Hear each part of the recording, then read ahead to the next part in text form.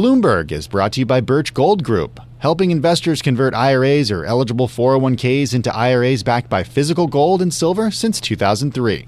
Birch Gold Group has thousands of satisfied customers, an A-plus rating with the Better Business Bureau, and countless 5-star reviews. Get a free information kit on holding gold and silver in a tax-sheltered account by texting the word business to 989898. Again, text the word business to 989898 for your free info kit.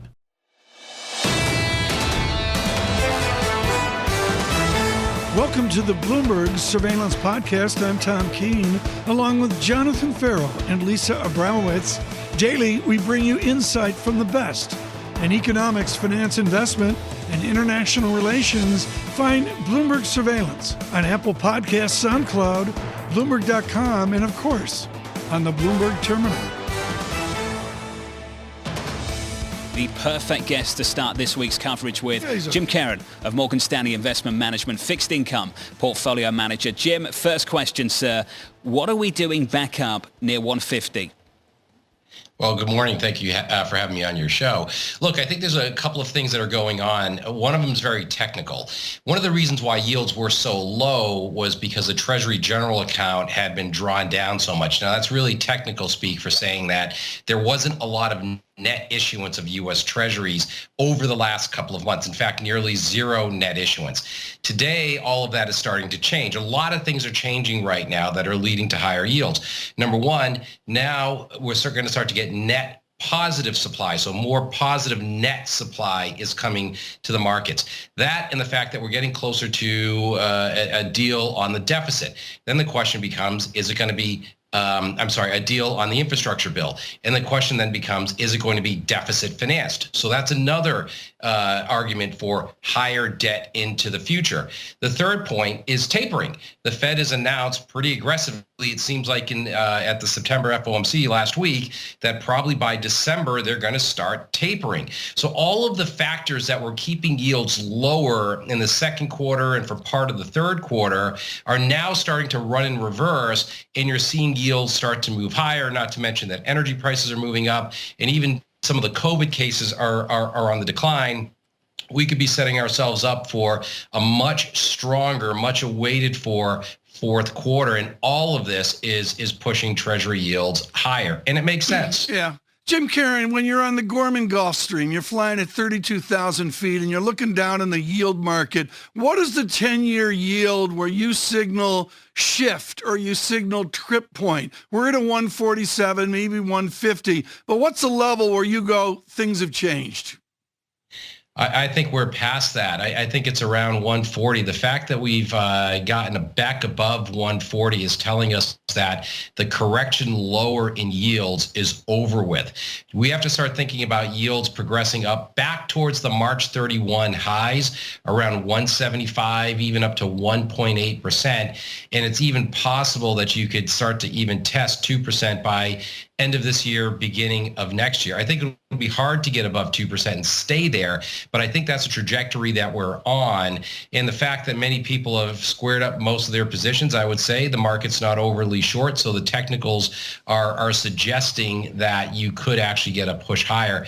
So Tom, I think that we've already tripped that switch and that we're already in the mode to get towards higher yields, plus all the supply that's coming. Jim, you talked about higher oil prices. We also talk about supply chain disruptions. Are these events, are these appearances inflationary or disinflationary? Lisa, absolutely. This is a great point. I'm glad we're talking about this. This is inflationary. What we're going to see are rolling supply shortages.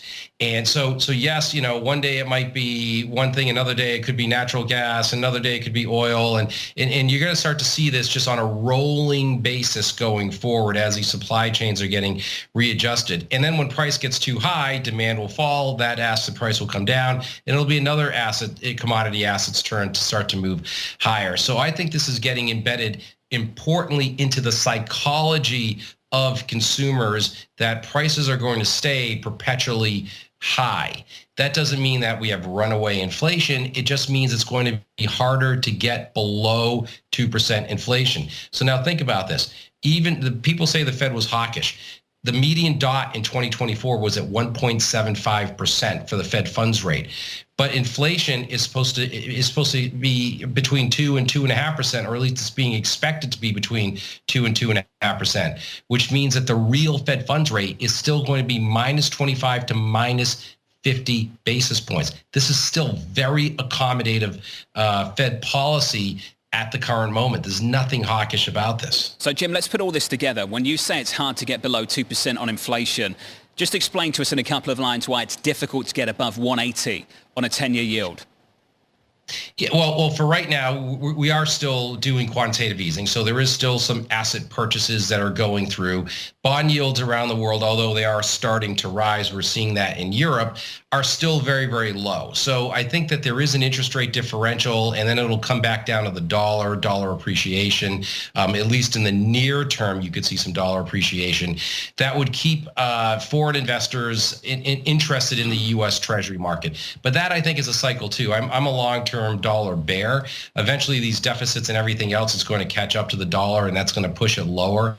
And foreign investors, which the U.S. demand, relies on heavily for demand, is going to require higher yields to entice foreign investors to come in and buy U.S. Treasuries. Jim, thank you, sir, as always, and have a good week. Jim Caron there of Morgan Stanley Investment Management, the fixed income portfolio manager. Remember road trips growing up? The time you spent driving with your family might be some of your favorite memories. The back seat was a place for fun and adventure. And now you can pass on those traditions. Experience the return of an American icon with the all-new Grand Wagoneer. Unmatched adventure with timeless sophistication and design. The Grand Wagoneer is built with purpose, made with fine materials, and capable for all the journeys ahead. It features an available Macintosh MX1375 audio system, advanced technology with up to 75 inches of total screen display, and a spacious and functional interior that gives everyone their own space to just relax and enjoy the ride. And because sometimes the journey can take you to unexpected places, the all-new Grand Wagoneer offers capability and exceptional driving dynamics with a class-leading select terrain management system. So start your next chapter with the premium American style and modern design of the all-new Grand Wagoneer. Learn more about the all-new Grand Wagoneer at Wagoneer.com.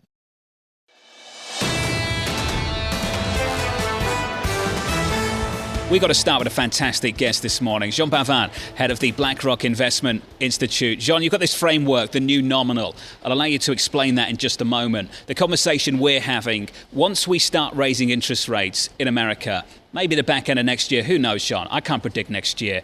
How steep will that policy path be? How shallow will it be? How loose will any potential tightening be? The answer to that, Jean? I think it's going to be the shallowest we've seen in decades. We have to go back to maybe the 50s or the 60s to see the same kind of shallow patterns I think we're going to see. So nothing of the recent cycle I think is a guide, much shallower. And I think we've seen much more ongoing evidence that they are on the slow path. I think they've been very deliberate to try to separate the taper discussion last week from the liftoff, and from what it's worked. We cannot predict 2022, but I think it's a 2023 story, the first rate hike. Jean Bavard, BlackRock and your team unabashedly say you're pro-risk. I mean, you mince no words about it. How do these changes, the worry out there, affect corporate thinking with a higher yield regime, with steepening of the curve, and on and on? How does pro-risk come over to corporate action? Yeah, so the path ahead for equities or risk assets to break higher is getting narrower. So I just want to acknowledge that. And after a streak, you look at the chart of the S&P. You start in January 2020, and you look at it, and there's no way you can tell there's been a pandemic. So this does raise question. I think we're going to be in an environment where markets will be more primed to look at risk and maybe more volatility. But in that environment, we still think that the fundamentals are constructive for the time being, and as a result, we would look through that. That's where the pro risk on the bashing version is coming from. How concerned are you about what's going on in China with respect to not only the scrutiny of the tech companies, but also what some people are calling an increasing energy crisis, especially as the regulators try to clamp down on fossil fuel usage ahead of the Olympics? Yeah, so I think, broader story in China is that, the direction of travel towards a greater role of social objective politics over economics is unmistakable. It's playing out, and I think we should all acknowledge that. It changes the lens of investment.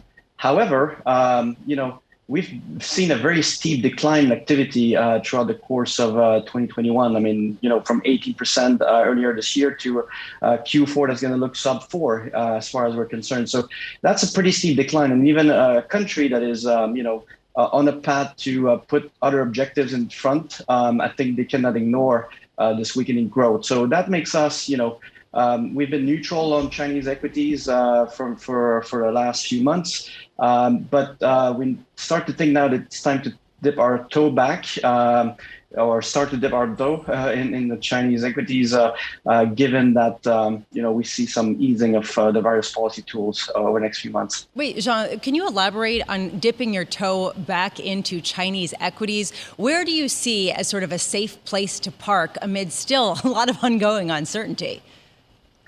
I should clarify the back, because we've just broken out Chinese equities as a standalone asset class for the first time in June, our mid-year outlook. So there's no back aspect. So, but we're dipping our toes in the sense that you've seen a 25% underperformance of the Chinese equities over U.S. equities for good reasons. That's why we were neutral. But at the same time, that's a pretty the gap has been pretty material in terms of the two regions. And while there's a lot of uncertainty, that means the risk premium has increased quite considerably. And now I think it's the time to think about opportunities reappearing. I'm thinking about broad market exposure here as opposed to specific. And but that broad market exposure, that broad market story, I think has repriced quite a bit. Jean, just quickly, final question. How do you reconcile your bond market call, your Federal Reserve call, with where you want to own in the equity market domestically here in America? So we think the bond market call, just to clarify, is we think rates on the way up on the 10-year. We've been increasing our underweight of U.S. Treasuries over the course of the last few months. Our conviction has not waned, despite the fact that it had been stubbornly low over the course of the last few months. But we think the direction is up. That said, it's in the context to go back where we started, where we're going to see a very shallow normalization of policy rate in the U.S. And as a result, and some more inflation coming. But this combination of inflation coming through with very low rate, it's a real rate environment that's very negative and continues to be, and that will be supportive of equity or risk asset, even in the U.S. We're neutral on U.S. equity, though, just to be clear, and I think that's more coming from at this juncture, the fiscal policy landscape on the tax front, debt ceiling, and we're gonna hear more this week. Wait, hold on a second, Jean, just right there. I want to make that clear. You care about the debt ceiling.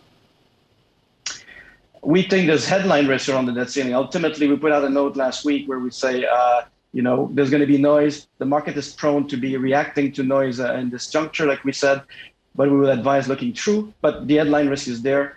But again, we have uncertainty around how big this package will be as a result. We have uncertainty around corporate taxes and the like, and that's the neutral stance on U.S. equity. Jean, thank you. Jean Bavin, there of BlackRock, the Investment Institute head. Right now, joining us on the political moment and what it means for economics, finance, and investment, Gregory Valliere joins us with AGF Investments, always astute on the moment at hand. Greg, I am dumbfounded by Democrats taking a victory now like it was 64-65 in the resounding win of LBJ. Lyndon Baines Johnson, off of the assassination of JFK, took 61% of the vote. Biden took 51.3% of the vote. How much of a majority does a president have to ram through this set of legislative pieces? He doesn't have much, Tom. I think that is one of the big realizations over the last weekend. Nancy Pelosi, of all people, said that we're not going to be at 3.5 trillion. That was a big concession, in my opinion. And then she threw out another concession, Tom, and that is that we're not going to have a government shutdown at the end of this week. They'll do an extension. So those two things make me a little more optimistic. I'm not euphoric, but I think the chances of a major crisis are still remote. And then one final point, I urge everyone to read the Wall Street Journal piece on the Fed's Fed's tools. If we were to have a real debt crisis and a default crisis, the Fed has options. They can sell some of their treasuries. They can buy defaulting treasuries. So this is a serious story, but it's not an apocalyptic story. Mm-hmm. Greg, very importantly, do you sense negotiations that are normal, that they have a give and take and a back and forth among well-meaning politicians? No, I don't see it yet. I think that there's a lot of anger at Mitch McConnell because the Republicans spent like drunken sailors for 4 years with tax cuts and a lot of spending. I think there's a lot of resentment toward him. Right now, frankly, I think the negotiations that really matter are among Democrats. You've still got to get a handful of very important moderates on board. That's coming, but I think a deal with Republicans comes later in the fall. Greg, you mentioned this Nick Timmerow story in the Wall Street Journal. Let's go there. This idea that the Fed could be thrust once again into the political spotlight, actually taking a role in trying to stave off a political default. How much is this a risk for the Federal Reserve that when Congress stalls out and can't get stuff done, the Federal Reserve has to sort of be left holding the bag and takes a lot of heat as a result on all sides? Yeah, Lisa, it's a good point. They dread this. They don't want to get an image of being the lender of last resort. And I think they would make it clear this is an exception. But you read the piece that they've been there before. They've considered these options. There's a lot of controversy with them, including some of the active traders at the Fed. And now there's going to be controversy over this. Well, that's just the way things are right now. It's a very controversial, dysfunctional period in Washington. It's the way things are, especially at a time when Fed Chair Jay Powell is up for the potential renomination by President Biden. There's a question, though, here, how much inflation is starting to concern Democrats more than it had previously. And perhaps this is one of the reasons for some of the concessions that Nancy Pelosi made. Do you really feel like that's the case? Yeah, I think that more and more voters around the country are linking together higher prices and big spending. I'm not sure the correlation is there, but the voters believe that. And as long as they do, I think a price tag like $3.5 trillion is just too rich. Greg, I was looking at Ed Case of Hawaii. It's a hugely Democratic state, and he is clearly a moderate Democrat as well. What does Speaker Pelosi have to offer moderates, blue dogs like Ed Case of Hawaii? Well, not a lot, Tom. That's one of the problems here. Maybe she's going to offer him a better chance of getting reelected. An awful lot of Democrats I talk to, or their staffs anyway, are saying they're scared about 2022. The issue is not will the Republicans win the House. The issue is by how much will they win the House, by 10, 12, 15, 20 seats? When you start talking about numbers like that, a lot of people like the gentleman from Hawaii run for cover. So just before we let you go, you said that $3.5 trillion plan is a pipe dream. Even Nancy Pelosi said that. What are you seeing in terms of what the likely bill will look like in terms of size and in terms of taxes? Well, under 2, but there's so many gimmicks. Some of these programs are 5 years, some are 7, some are 10, some will expire and then get shoved off to the states. There's a lot of gimmickry, but I think that let's say something more around 2 is far more likely, and it's not imminent. Greg Valliere of AGF Investments. Greg, thank you. On the week ahead and beyond. Fuel prices, used car and truck prices, all up over 40% in the last year. Corn, wheat, iron ore, lumber. Inflation isn't just coming, it's here.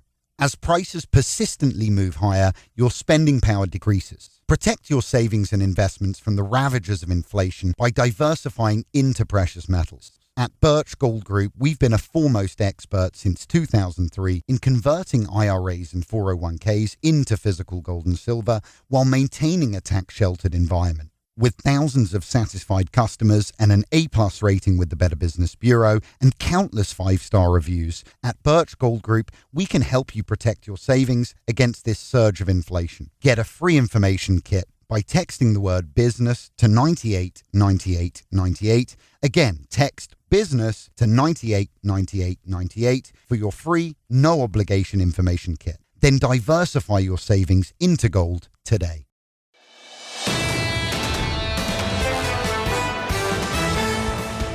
We have a rare treat right now. We'll get right to it. Lloyd Minor is one of the most different physicians I know out there. He is someone with world-class first-order research on the balance of the ear. He has taken that over to medicine and the management of hospitals and all, among other things, at Johns Hopkins, a residency at Duke a few years ago, and holds court in Palo Alto right now. What's your biggest headache right now, Dean? I think our biggest concern right now is to make sure that we continue to provide outstanding health care, that we take care of our students, 18,000 students back on our campus, Right. and that we comply with the federal mandate that the Biden administration has issued with regard to the vaccine mandate. What is your strategy with your unvaccinated staff? Well, first, Tom, we have a highly vaccinated What's your group of people percentage, now. roughly? It's between 95 and 97%. Really? Across the Within board. your hospitals? Within our hospitals, yes. Very impressive. And around the university, it's similar. I mean, we're still gathering that information. We want to make sure that we're providing those who wish to apply for a religious or medical exemption, that we provide the avenue to, issue that application and have it reviewed.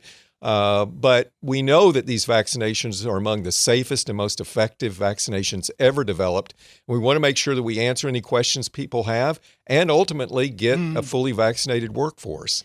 Meanwhile, Dr. Minor, over in New York State, there is a mandate that healthcare workers get vaccinated. And actually, the governor, Kathy Hochul, has said that she may bring in the National Guard to fill empty healthcare roles once this mandate goes into effect, which is this week. What do you make of all this?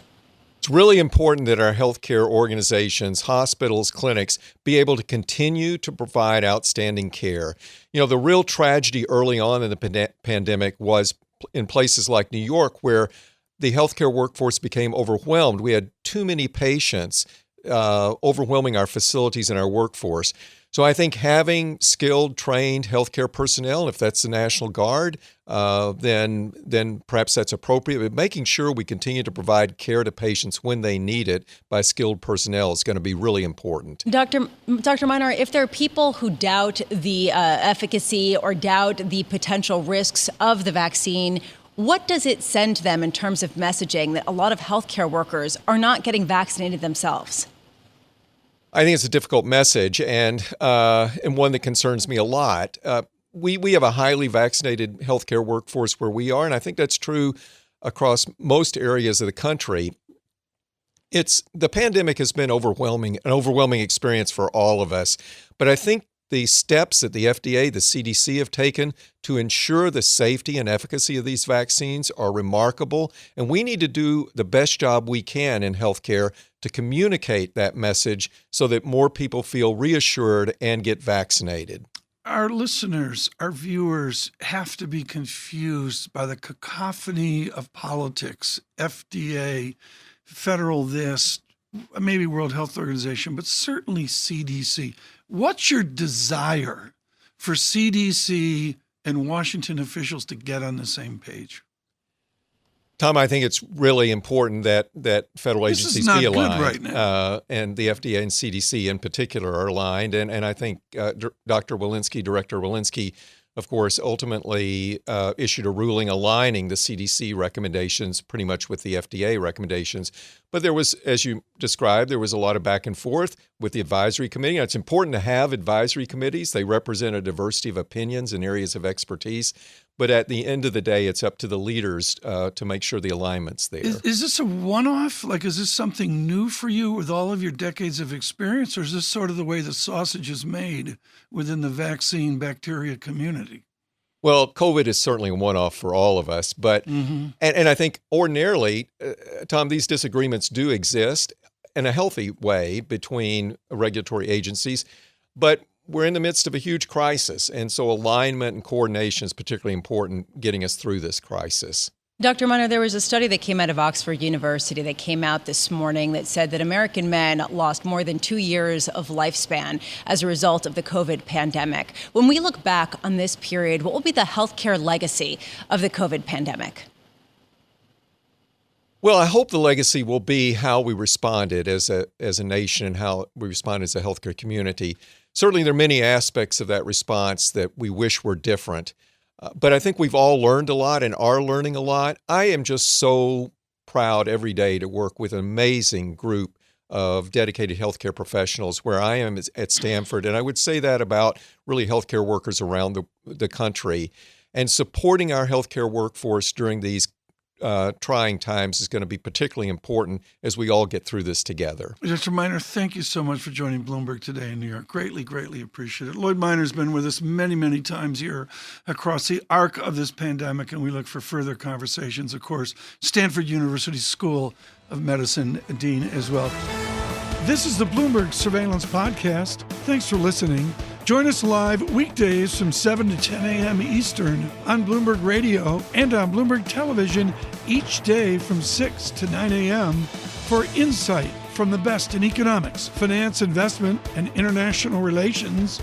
And subscribe to the Surveillance Podcast on Apple Podcasts, SoundCloud, Bloomberg.com, and of course, on the terminal. I'm Tom Keene, and this is Bloomberg.